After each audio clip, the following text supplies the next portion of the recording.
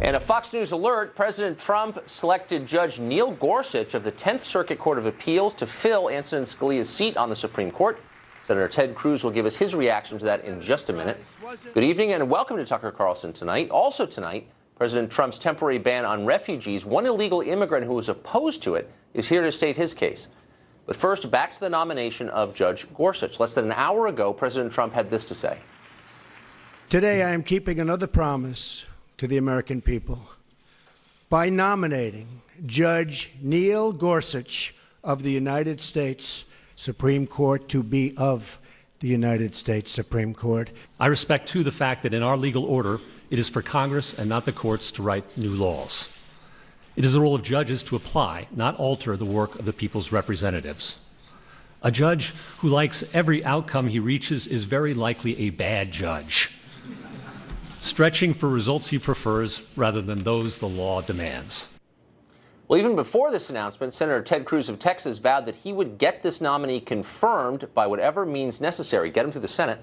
Does Judge Gorsuch live up to Ted Cruz's expectations? Senator Cruz was there for the announcement, and he joins us tonight from the White House. Senator, thanks a lot for coming on.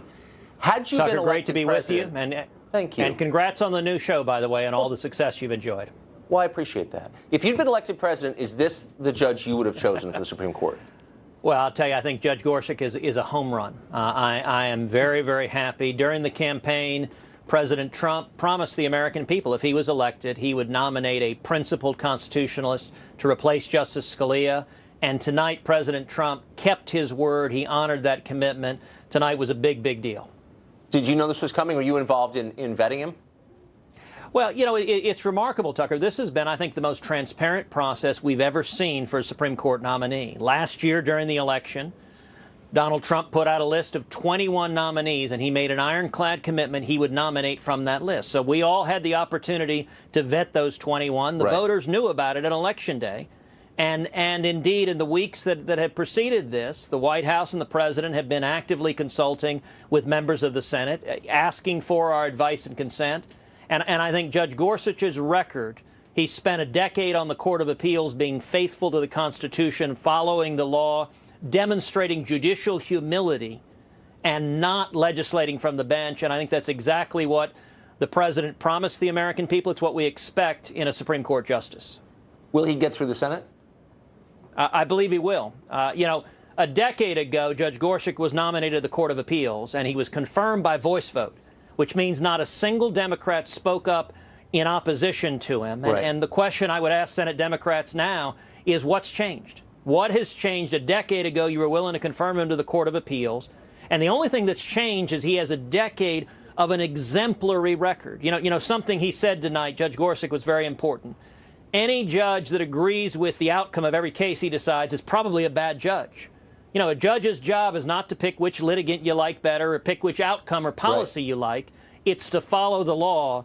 And I've spent this week and last week reading many of Judge Gorsuch's opinions, and I think it reflects exactly that humility and fidelity to law that makes him a worthy successor to Justice Scalia.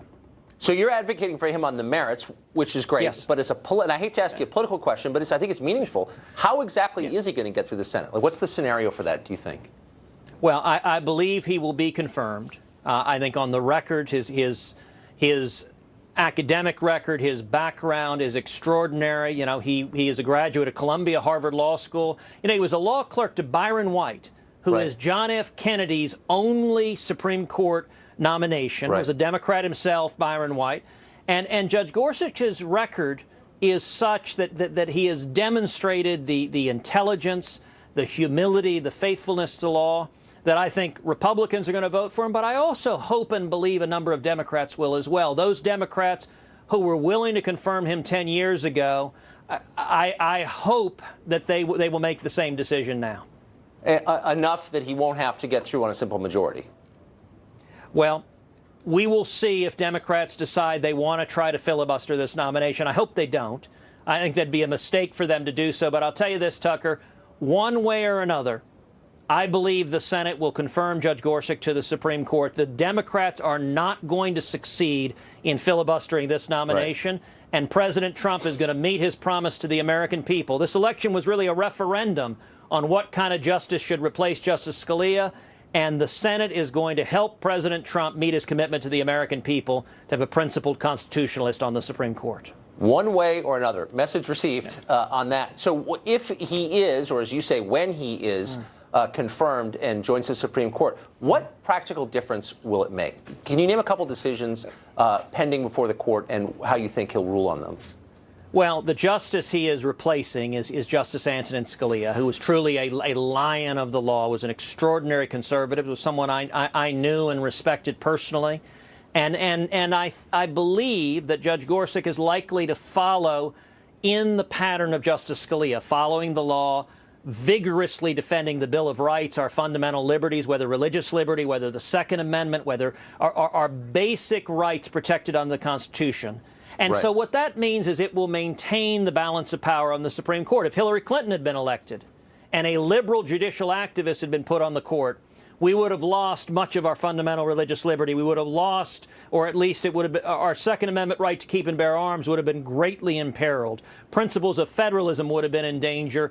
I believe, based on his record, Judge Gorsuch will respect federalism and separation of powers that were reflected in the Constitution. And, you know, I'll tell you a quick story, Tucker, that I just shared with Judge Gorsuch. When Antonin Scalia was nominated to the Court of Appeals and the FBI was doing the background check, Scalia got a call from his family priest back in New Jersey. And the priest said, "Nino, the FBI called. They're asking questions about you. But don't you worry. I didn't tell them nothing." That's pretty good. So I think a lot of conservatives, certainly the ones who are voting for you in the primary, but even ones who didn't, look to you as a good judge of judges. And so just to be totally clear, Judge Gorsuch has your seal of approval. This is someone who you conceivably would have chosen had you been elected. Okay.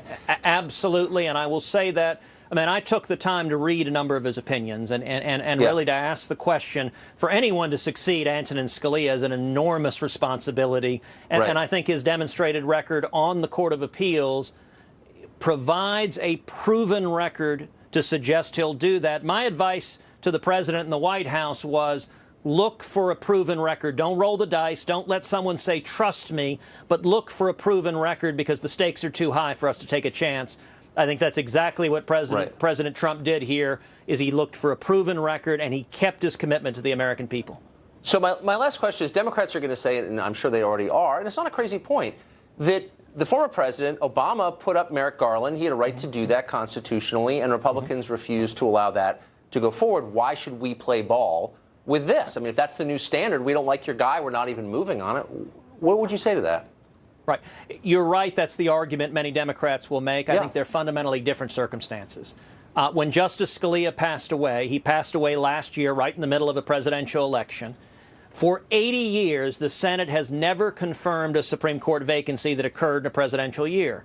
And what the Republican majority in the Senate said, before any nominee was made, before Merrick Garland was nominated, before anyone was nominated, the Republican majority quite rightly said, we are going to leave this choice to the American people. It's a presidential election. This seat is enormously consequential. And so the voters, we the people, can decide which direction the Supreme Court's going to go. And this election, I believe, was in many ways a referendum on the court. There were few, if any, issues more important on the ballot than that question. And the American people overwhelmingly chose a principled constitutionalist who will be faithful to the Constitution and the Bill of Rights versus a liberal judicial activist, which is what Hillary Clinton promised us she would appoint. That's an interesting point. Senator Cruz, thanks a lot for joining us tonight. Thank you, Tucker. Good to be with you. Thanks. Well, activists on the left were planning to protest President Trump's choice well before it was actually made, before there was any name. Now, a great pulsating blob of humanity has gathered on the steps of the Supreme Court.